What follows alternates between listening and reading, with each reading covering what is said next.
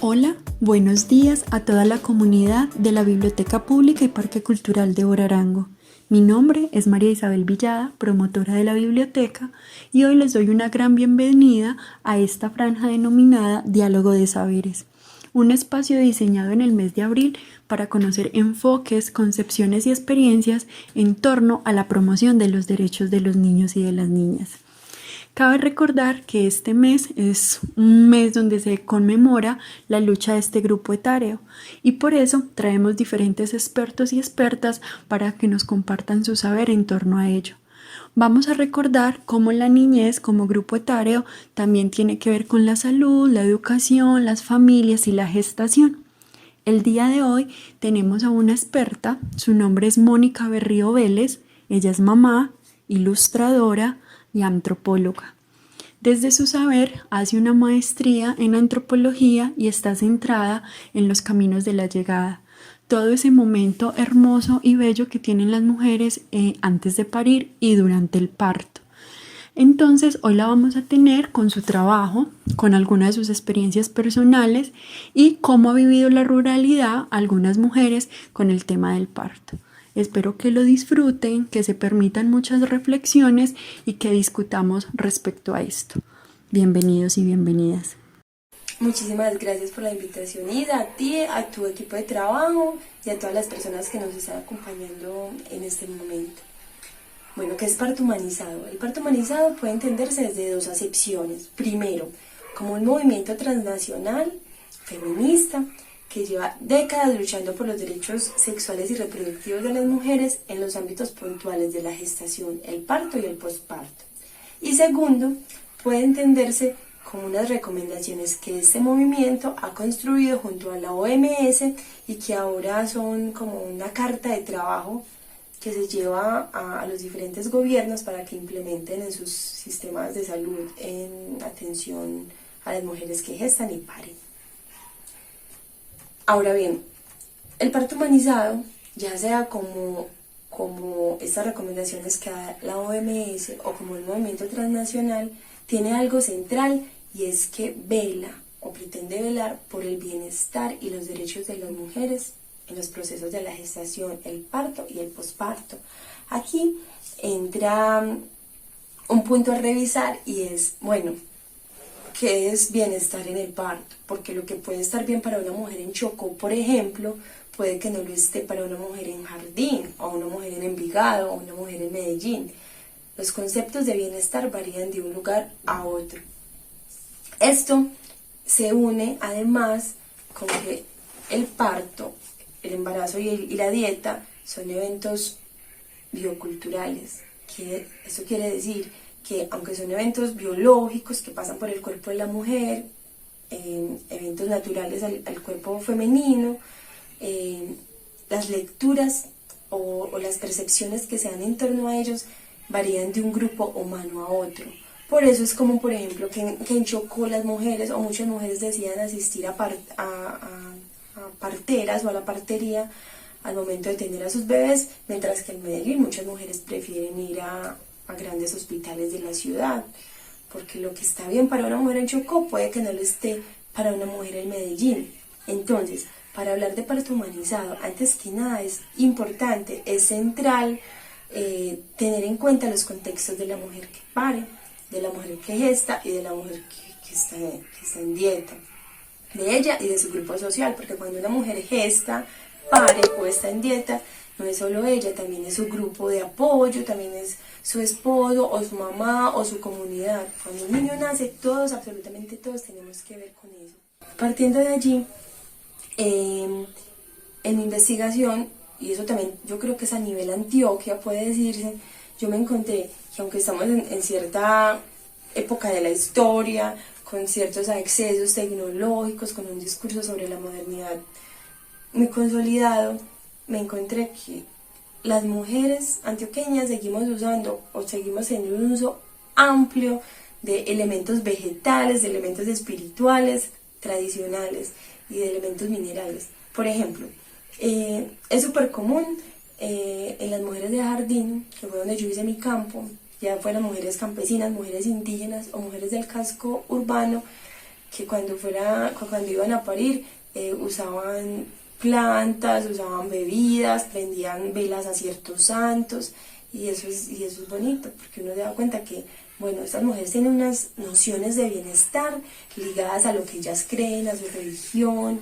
a lo que siembran en la huerta, y que aunque la OMS nos dio unas recomendaciones, esas mujeres hacen uso de otros elementos. Muchos autores de la antropología plantean que a partir de las formas en que una sociedad entiende estos procesos de la reproducción humana, se pueden leer las estructuras sociales de estos grupos. Esto, por ejemplo, en Antioquia, o más específicamente en Jardín, que fue donde yo hice mi campo, nos dejaba ver que quienes están al frente del cuidado son las mujeres. ¿Por qué? Porque cuando una mujer gesta, pare, siempre están o sus tías o sus hermanas cuidándola. Entonces, eso que nos habla de la estructura social, por ejemplo, en una comunidad como la de Jardín, que el cuidado o que la dimensión del cuidado sigue estando a cargo de los roles femeninos, sigue siendo un asunto de mujeres. Otro asunto que me encontré además en Jardín fue, digamos, las prescripciones y las proscripciones, que son, digamos, los accesos y las restricciones que una mujer tiene durante el embarazo. Por ejemplo, las mujeres en Vera se restringían de salir cuando estaban gestando si había eclipse, porque muchas de ellas pensaban que se podría hacerlas abortar. Muchas mujeres en el casco urbano evitaban dar o recibir regalos en el primer trimestre de embarazo porque pensaban que esto les podía causar una pérdida gestacional. Y cuando uno entra a mirar, bueno, todos estos conceptos particulares, el uso de plantas, el uso de santos, no salir cuando está la luna llena o cuando hay eclipse, tejen o van construyendo un concepto de bienestar propio de estas mujeres. De allí que para hablar de parto humanizado es necesario y siempre va a ser necesario entrar a mirar el contexto de las mujeres. Bueno, ¿qué pasa con las mujeres? Y más en Colombia, que como sabemos es un país sumamente diverso en cuanto a la población. Ya que estamos en Colombia, cuando hablamos en Colombia de parto humanizado, puede decirse que este es un tema relativamente nuevo o muy nuevo. Si bien ya hace varios años se habla de él, es un tema nuevo. En Colombia lo que se ofrece desde la salud pública para las mujeres que gestan en torno al parto humanizado es algo llamado estrategia IAMI. Es una estrategia que ofrecen los hospitales públicos y que traduce instituciones amigas de la mujer y la infancia. Esta estrategia se centra en los niños de 0 a 5 años, en las madres lactantes y en las mujeres gestantes. Lo que hace esta estrategia al momento de parir es sugerirle a los profesionales de la IPS donde la implementen que tengan ciertos cuidados que sugiere la OMS y que coinciden con lo que propone el parto humanizado. Ahora bien, los profesionales de la salud en este caso son los que deciden, de acuerdo a sus herramientas y a las herramientas del lugar donde trabajan, si eso se puede aplicar o no. Eso varía o depende de qué, del nivel de complejidad de los hospitales. ¿Qué es un nivel de complejidad? Resulta que en Colombia los hospitales tienen niveles de complejidad de 1 a 4, siendo 1 lo más básico con servicios de médico general y 4 con servicios de medicina compleja, con cirugías y eso.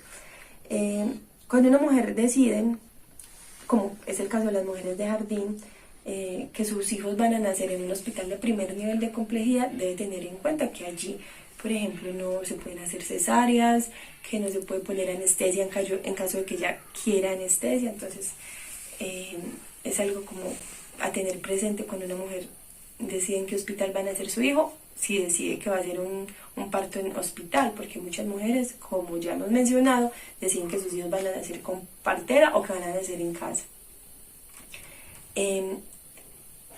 Entonces, partiendo de esta realidad, de que el concepto de parto humanizado debe construirse de acuerdo a las realidades de las mujeres y que el parto varía de un lugar a otro, porque es un evento biocultural, es necesario entender, bueno, cuál es el concepto de bienestar de cada mujer, ¿cierto? En el campo en el que yo hice, pues en mi trabajo de campo, me encontré con 3 respuestas muy comunes que daban cuenta de lo que estaba pasando en ese momento en jardín. Estas respuestas fueron, la primera es cómo se paría anteriormente. Esta respuesta la encontré principalmente entre las mujeres campesinas, entre las mujeres que vivían en la zona rural de Jardín, que se dedicaban a las labores del campo.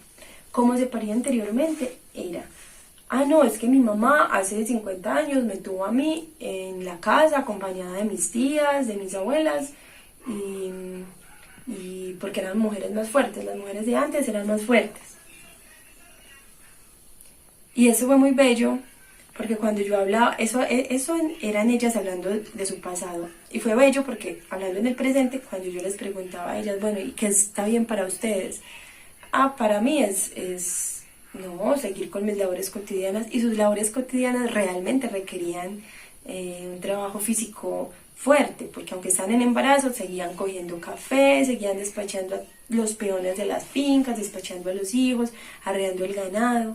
Es decir, eran mujeres con mucha fortaleza física que encontraban su noción o su proyecto de bienestar en el parto en, primero, la intimidad, porque parir en casa, como parían sus mamás, requería solo que estuvieran ahí sus conocidos, no un médico extraño o una mirada extraña de un médico. Y segundo, que pudieran hacer uso de su cuerpo, que era un cuerpo fuerte, es decir, no parar de trabajar, trabajar de hecho hasta el último día. La segunda respuesta que me encontré fue el parto humanizado como un asunto de clases, es decir, para mujeres en la ciudad, con cierto acceso a la educación, con cierta capacidad económica. Y oh sorpresa, cuando dentro de la misma investigación encontré que ciertos hospitales de Medellín ofrecen en efecto un paquete de parto humanizado por 300.000 pesos adicionales, que puede ser que 300.000 pesos sean una suma poca para ciertas mujeres, pero para muchísimas otras es una suma muy superior. Entonces, de ahí que el parto humanizado es algo por lo que se paga. Esto generaba ya unas situaciones de inequidad, ¿cierto? Porque las mujeres sentían que no tenían acceso a ciertos derechos por falta de dinero. La tercera respuesta fue el parto humanizado como un asunto del cuerpo y de los derechos de la mujer. Un grupo de mujeres reconocieron que el parto humanizado es un derecho por el que se debe luchar y que reivindica el momento de parir y el momento de gestar de las mujeres, pero siempre hubo un pero allí, y es que aunque ellas veían que era algo por lo que había que luchar, todavía era un camino lejano, un camino largo, pues una meta lejana que se conseguiría tras un camino largo de hablar, de socializar, de traerlo a Colombia. Entonces realmente lo veían como algo lejano. Finalmente, a esta altura, después de haber hecho todo este recorrido en el que concluí que el parto humanizado debe estar, para ser realmente humanizado y para realmente apelar por el bienestar de las mujeres, no debe dejar de reconocer el contexto de cada una de ellas, llegué a unas reflexiones. La primera es que los seres humanos hemos desarrollado formas de trascender, interpretar y simbolizar los procesos subyacentes a nuestra naturaleza biológica. Por eso, aunque el parto es solo un evento biológico, está acompañado de un sinnúmero de prácticas, de tabúes, de creencias que lo adornan y lo acompañan. Por ello, por ejemplo, cuando una mujer gesta, el ejemplo que les ponía ahora, entre las mujeres en Vera hay un tabú con salir cuando hay eclipse, también hay entre ciertas mujeres el tabú de dar regalos. En Chocó, por ejemplo, no se dicen las semanas de gestación porque hay miedo de que allí haya brujería al momento de que el niño nazca. Y esto nos lleva a conectar, o a mí me llevó a conectar el evento biológico del parto con otros eventos biológicos de la vida humana que están totalmente adornados y acompañados de prácticas culturales, como es por ejemplo la muerte, que aunque digamos que la muerte puede ser la contraparte del nacimiento, la muerte representa el fin de la vida y el nacimiento el principio de la vida, son paralelos, toda vez que cuando una persona muere, por ejemplo, estamos con el ritual de la velación, después está el entierro o la cremación, después está el novenario, se le dicen palabras de muerto. Eso también cambia mucho de una sociedad a otra, pero a lo que yo voy es que hay eventos de la vida que aunque son biológicos, hay eventos de la existencia humana más bien que aunque son biológicos, no se limitan solo al campo biológico, sino que los humanos hemos logrado trascenderlos por medio de rituales, de procesos culturales allí. Otra de mis reflexiones, que es tal vez central, o la más central aquí, y es que ya sea en una gran ciudad, en un pueblo, ya sea en Medellín, en Jardín, ya sea en Envigado, ya sea con criterios biomédicos o con preferencias, digamos, por la partería y por la parte espiritual o por la parte científica, ya sea creyendo en lo que nos dicen nuestras mamás o en lo que nos dice el médico, es necesario entender que cada proceso de gestación, parto y posparto guarda atrás de sí unas formas de elaboración por parte de quien lo atraviesa, es decir, la mujer que gesta y su grupo social elaboran unas ideas y unos idearios, unos imaginarios en torno a esto. Y todos estos idearios, todos estos imaginarios están sujetas o sujetos a sus nociones de bienestar y de seguridad. Por eso, para hablar de parto humanizado, siempre es importante abordar el asunto desde un carácter biocultural, desde un carácter que reconozca que hay allí unas nociones que acompañan a la mujer desde que nace hasta que muere y que determinan su concepto final de bienestar.